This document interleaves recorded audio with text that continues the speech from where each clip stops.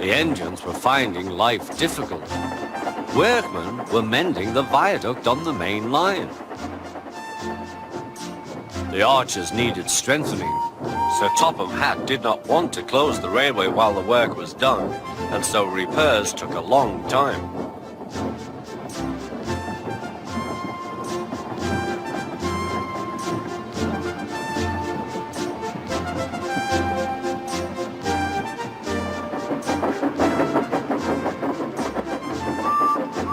The engines had to take great care when crossing the viaduct, and the delay often made them late on their journey to the junction, where they knew Thomas would be ready to collect his passengers.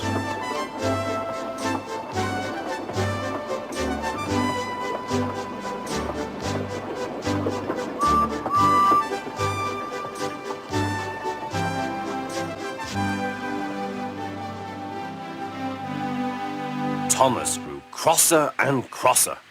"Time's time," he grumbled. "Why should I keep my passengers waiting while Henry and James dawdle about all day on viaducts?" "Don't blame me," snorted Henry. "If we hurried across the viaduct, it might collapse, and then you'd have no passengers at all. What would you do then?" "Run my train on time for one thing," retorted Thomas.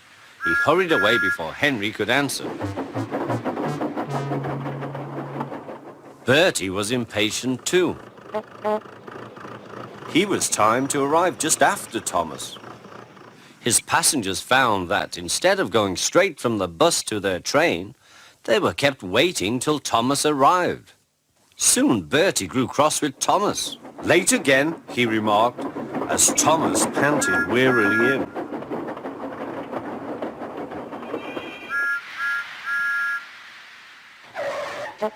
"We may be friends, but I thought you could go fast, Thomas. It's time we had another race. I reckon I could beat you now." Thomas let off steam loudly. "Rubbish," he hissed fiercely. "It's those mainline engines. They dither about on the viaduct and then blame Sir Topham Hatt's workmen. It's just an excuse for laziness, if you ask me."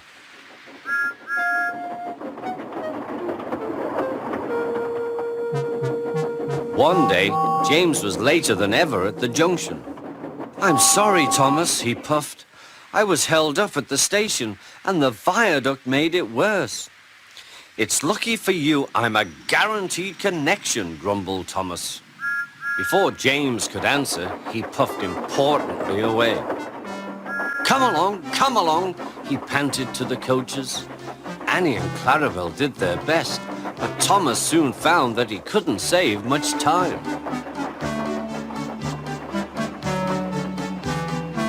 Suddenly, Thomas saw Bertie ahead. His radiator was steaming. "What's the matter?" asked Thomas. "You should be at the station by now. You're late." "I feel dreadful," moaned Bertie. "All upset inside, and driver says he can't make me better." "Thank goodness you're late too. Can you take my passengers, please? They'll never get home otherwise." "Of course," agreed Thomas. He now felt sorry for Bertie and promised to get help at the next station. Thomas set off again. Already he felt much more cheerful, and Bertie's passengers, travelling in Annie and Clarabel, all reached home safely. When Bertie was better, he came to thank Thomas. "I am sorry I teased you about being late," he said. "That's all right," said Thomas. "I'm glad I could help. There are times when being late isn't such a bad thing after all." With a last cheerful greeting, the two friends went back to work.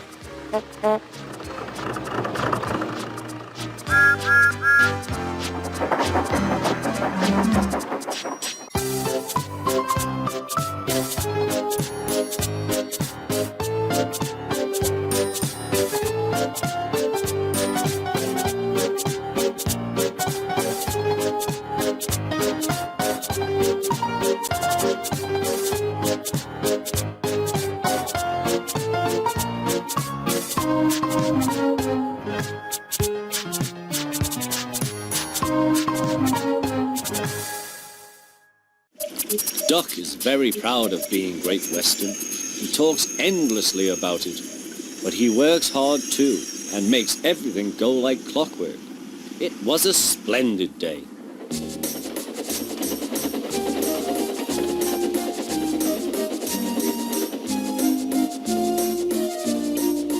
The cars and coaches behaved well. The passengers even stopped grumbling. But the engines didn't like having to bustle about. There are two ways of doing things, Duck told them. The Great Western way or the wrong way. I'm Great Western and don't we know it? The engines were glad when a visitor came.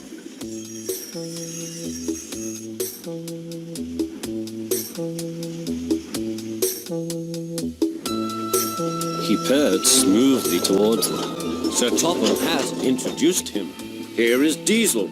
I have agreed to give him a trial. He needs to learn. Please teach him, Duck. Good morning, purred Diesel in an oily voice.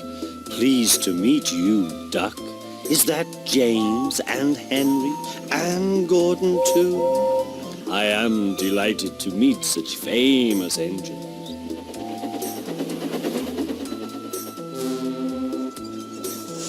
The silly engines were flattered. He has very good manners, they murmured. We are pleased to have him in our yard. Duck had his doubts. Come on, he said. Diesel purred after him. You're worthy, Sir Topham Hatt to you, ordered Duck. Diesel looked hurt. Your worthy Sir Topham Hatt thinks I need to learn. He is mistaken. We Diesels don't need to learn. We know everything. We come to a yard and improve it. We are revolutionary. Oh, said Duck, if you're Rever-Thingamy, perhaps you would collect my cars while I fetch Gordon's coaches. Diesel, delighted to show off, purred away. When Duck returned, Diesel was trying to take some cars from a siding. They were old and empty. They had not been touched for a long time. Diesel found them hard to move. Pull! Push! Backwards! Forwards! Oh-wee! Oh-wee! The cars groaned. We can't! We won't! Duck watched with interest. Diesel lost patience. He roared and gave a great heave. The cars jerked forward. Oh! Oh! They screamed. We can't! We won't! Some of their brakes snapped and the gear jammed in the sleepers. Oh! Ha ha ha! Chuckled Duck. Diesel recovered and tried to push the cars back, but they wouldn't move. Duck ran quietly round to collect the other cars. Thank you for arranging these, Diesel. I must go now. Don't you want this lot? No, thank you. Diesel gulped. And I've taken all this trouble. Why didn't you tell me?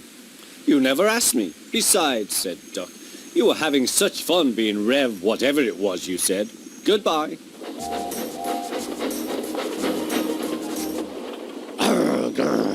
Oh! Diesel had to help the workmen clear the mess. He hated it. All the cars were laughing and singing at him. Cars waiting in the yard, tackling them with easel. Show the world what I can do, gaily boasts the Diesel. In and out he creeps about like a big black weasel. When he pulls the wrong cars out, hop goes the Diesel. Growled Diesel and scuttled away to sulk in the shed.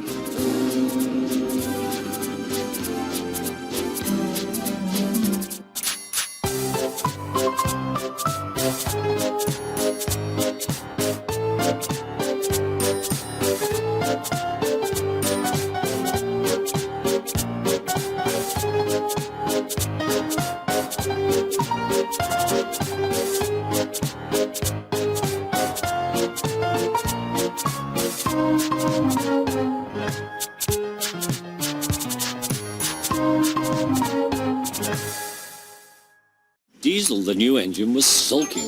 The freight cars would not stop singing rudely at him.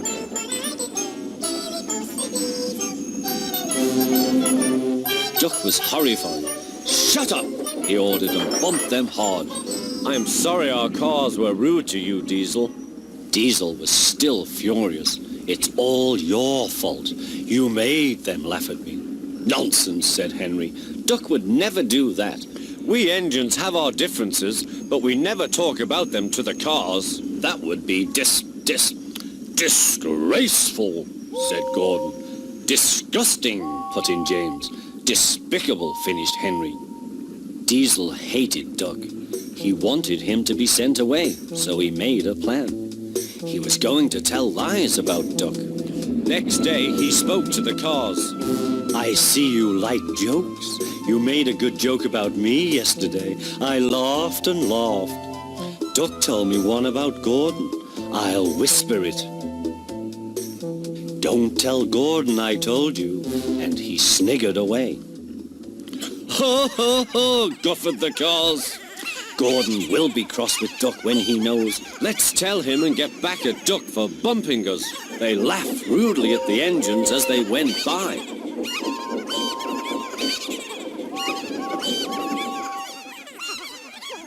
Soon Gordon, Henry, and James found out why. "Disgraceful," said Gordon. "Disgusting," said James. "Despicable," said Henry. "We cannot allow it." They consulted together. "Yes," they said, "he did it to us. We'll do it to him and see how he likes it." Duck was tired out.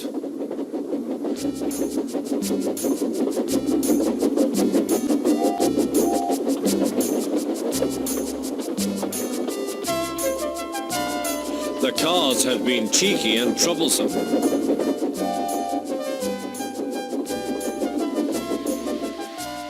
He wanted a rest in the shed.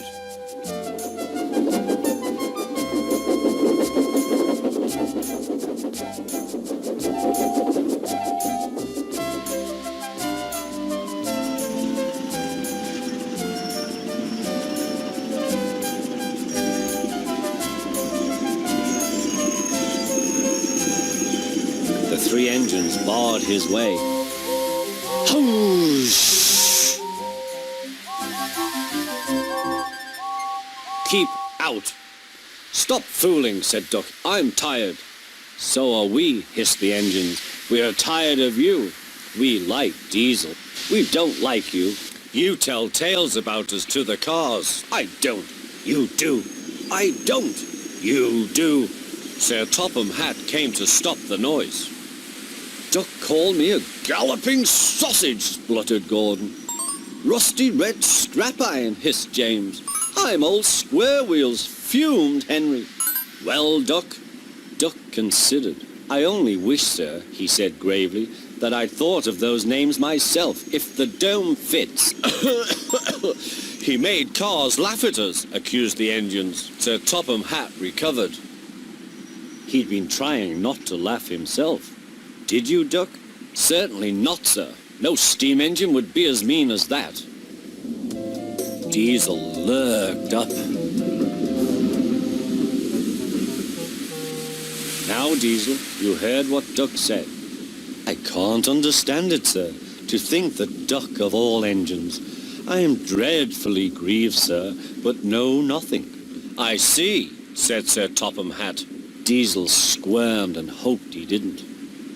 "I'm sorry, Duck, but you must go to Edward's station for a while.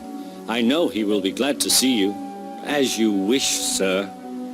Duck trundled sadly away, while Diesel smirked with triumph.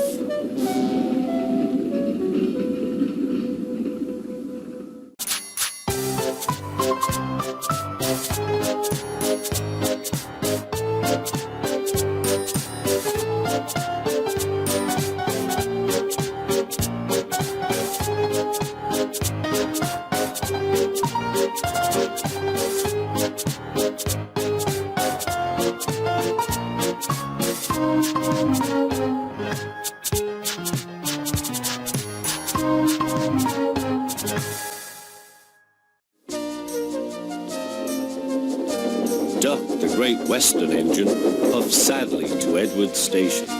"It's not fair," he complained. "Diesel has been telling lies about me and made Sir Topham Hatt and all the engines think I'm horrid." Edward smiled. "I know you aren't, and so does Sir Topham Hatt. You wait and see. Why don't you help me with these cars?" Duck felt happier with Edward and set to work at once.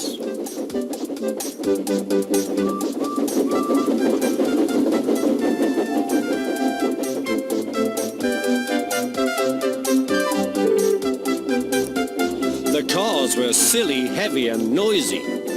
The two engines had to work hard, pushing and pulling all afternoon.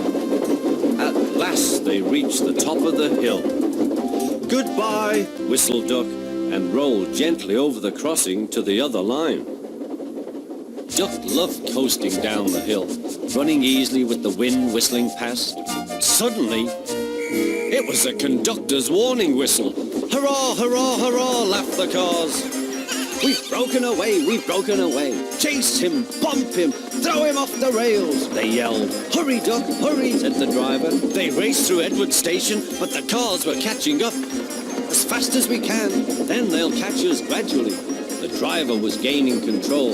"Another clear mile and we'll do it." "Oh, glory, look at that!" James was just pulling out on their line from the station ahead. Any minute there could be a crash. "It's up to you now, Duck," cried the driver. Duck put every ounce of weight and steam against the cars. "It's too late," Duck groaned and shut his eyes. He veered into a siding where a barber had set up shop. He was shaving a customer.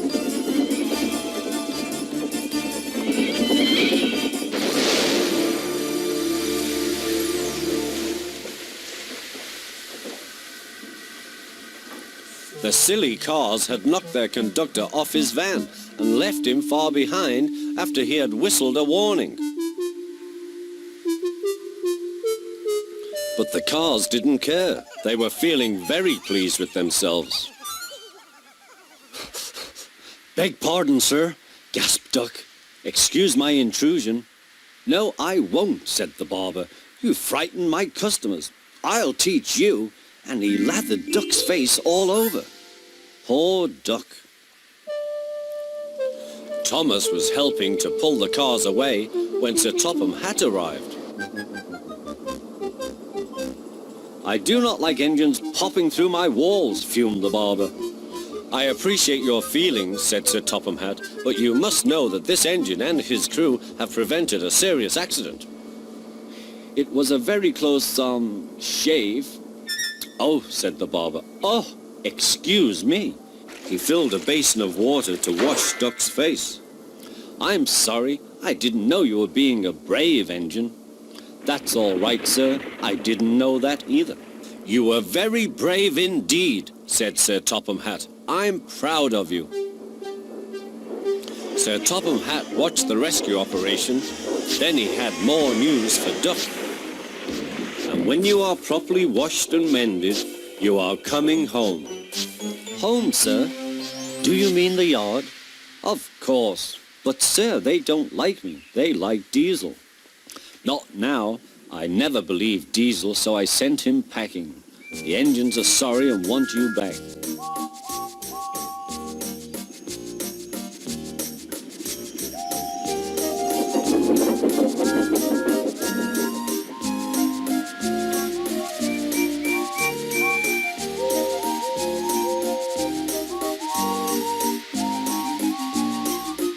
A few days later, when he came home, there was a really rousing welcome for Duck, the great western engine.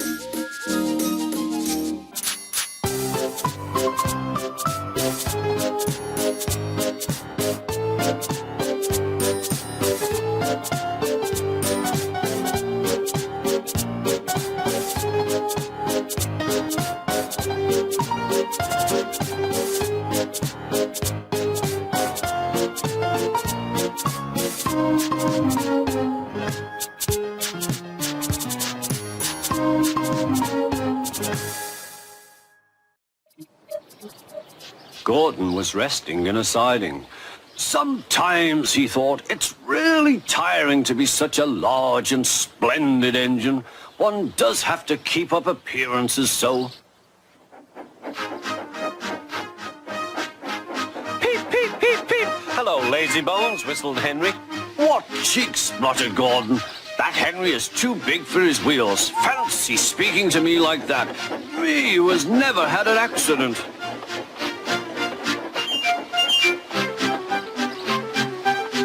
On jammed whistles and burst safety valves accident?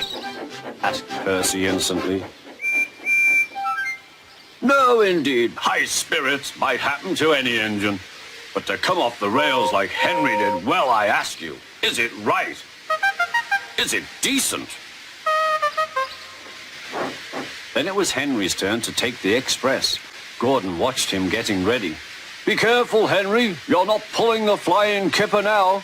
Mind you keep on the rails today.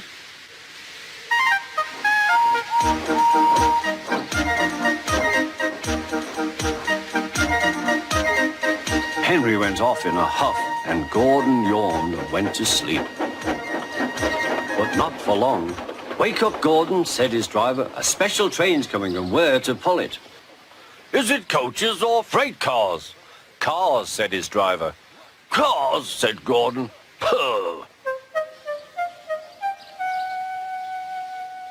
Gordon's fire was slow to start, so Edward had to push Gordon to the turntable to get him facing the right way. I won't go, grumbled Gordon.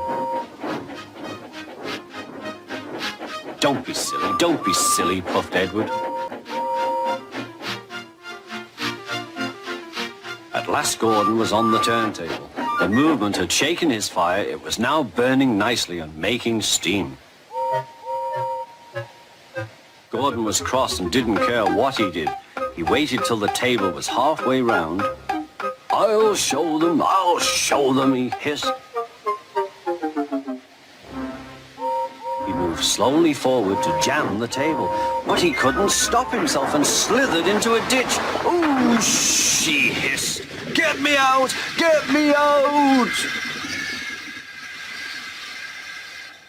Not a hope, said his driver and fireman. You're stuck, you silly great engine. Don't you understand that?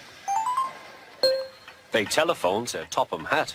So Gordon didn't want to take the special train and ran into a ditch. What's that you say? The special's waiting? Tell Edward to take it, please. And Gordon? Oh, leave him where he is. We'll get him out later. On the other side of the ditch, some little boys were chattering. Coo, doesn't he look silly? They'll never get him out. They began to sing. Silly old Gordon fell in a ditch, fell in a ditch, fell in a ditch. Silly old Gordon fell in a ditch, all on a Monday morning. Gordon lay in the ditch all day. Oh dear, he thought, I shall never get out. But that evening they lifted Gordon and made a road of sleepers under his wheels to keep him from the mud. Strong ropes were fastened to his back end, and James and Henry, pulling hard, managed to bring him to safety.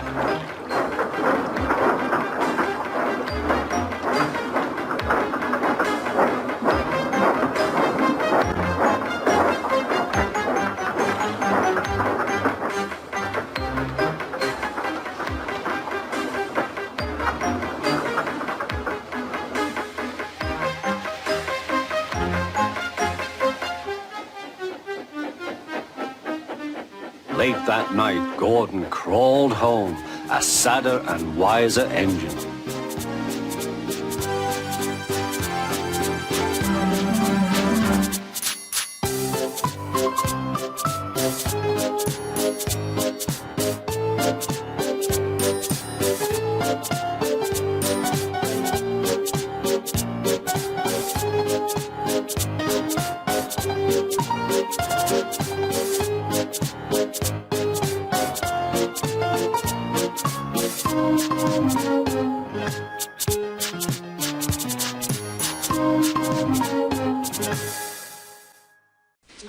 One day, Thomas was at the junction when Gordon shuffled in with some freight cars.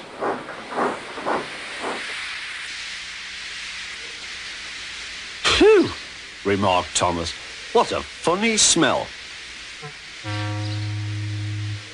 "Can you smell a smell?" "I can't smell a smell," said Annie.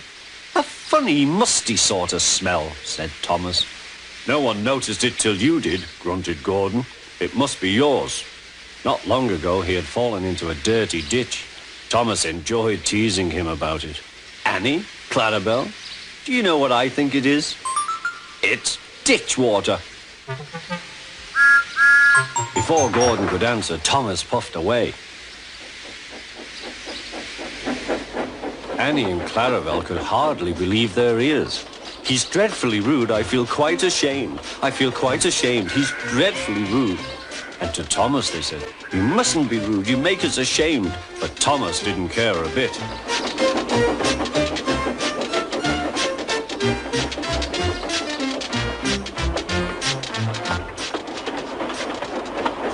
"That was funny. That was funny," he chuckled. He felt very pleased with himself. Annie and Clarabel were deeply shocked. They had great respect for Gordon, the big engine.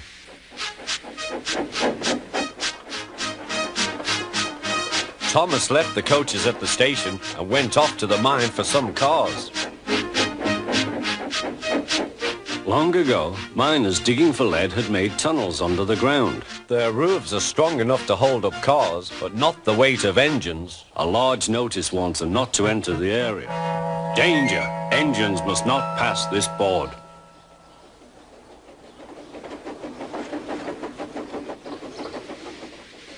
Silly old board, thought Thomas. He had often tried to pass it, but had never succeeded. But this morning he had made a plan. The fireman went to throw the switch. "Now for my plan," thought Thomas. Bumping the cars fiercely, he jerked his driver off the footplate and followed them into the siding. "Come back!" yelled his driver. "Fire and smoke," said Thomas. "I'm sunk." And he was. "Oh dear," he said, "I am a silly engine." "And a very naughty one, too. I saw you," said Sir Topham Hatt. "Please get me out. I won't do it again." "I'm not sure. We can't lift you out with a crane. The ground's not firm enough." Let me see. I wonder if Gordon could pull you out." "Yes, sir," said Thomas, but he didn't want to meet Gordon just yet. "Down a mine, is he?" "Ha, ha, ha," laughed Gordon. "What a joke."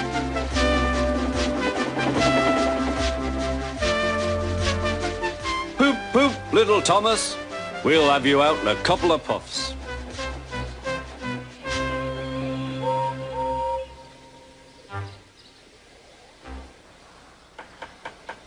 Strong cables were fastened between the two engines. "Are you ready? Heave!"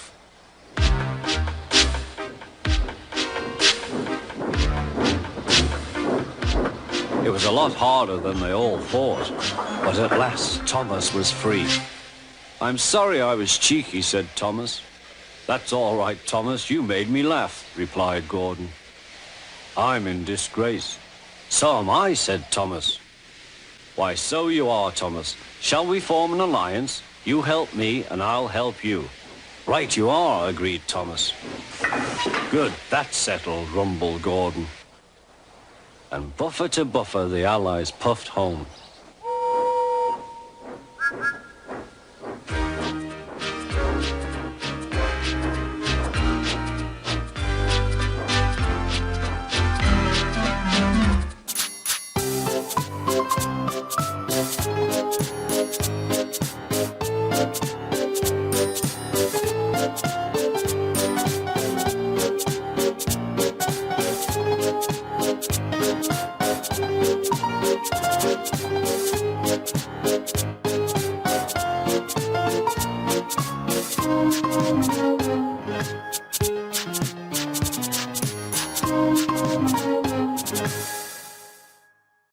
Thomas the tank engine was ill.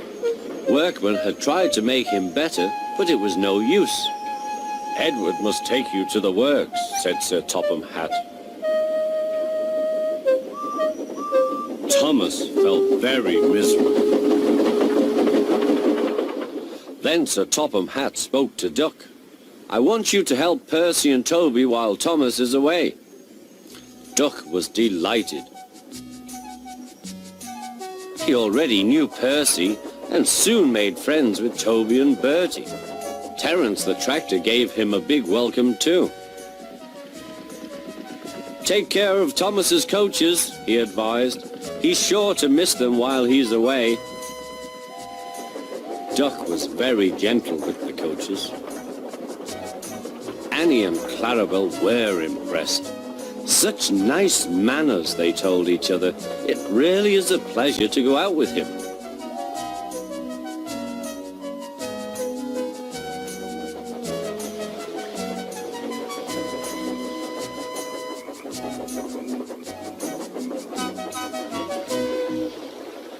When Thomas came back, Annie and Clarabel told him how well Duck had managed.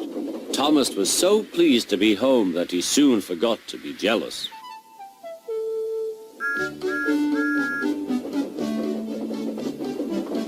The works had left Thomas's handbrake very stiff. It made his brakes seem as if they were hard on, when in fact they were not.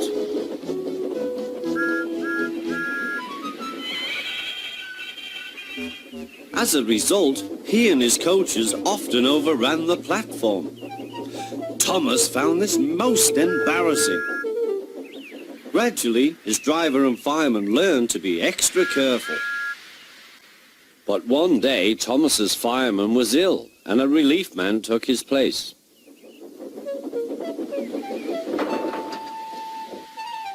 The fireman had fastened the coupling and joined the driver and station master on the platform to wait for Henry's passengers. The fireman had forgotten all about Thomas's handbrake. Thomas simmered happily.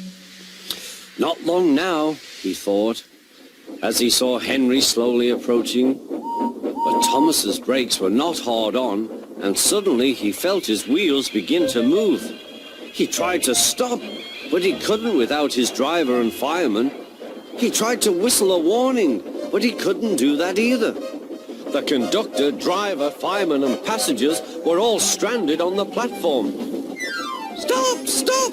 shrieked Annie and Clarabel. But Thomas, with plenty of steam, kept on going. The alarm went out down the line. "Stop the runaway!" There, ready for action, was Harold the helicopter. The inspector had made a plan, and together they took off into the sky.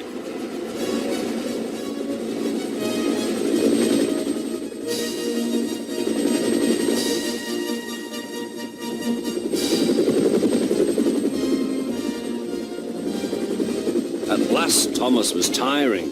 "I need to stop! I need to stop!" he panted wearily. As they neared the next station, Thomas saw Harold land.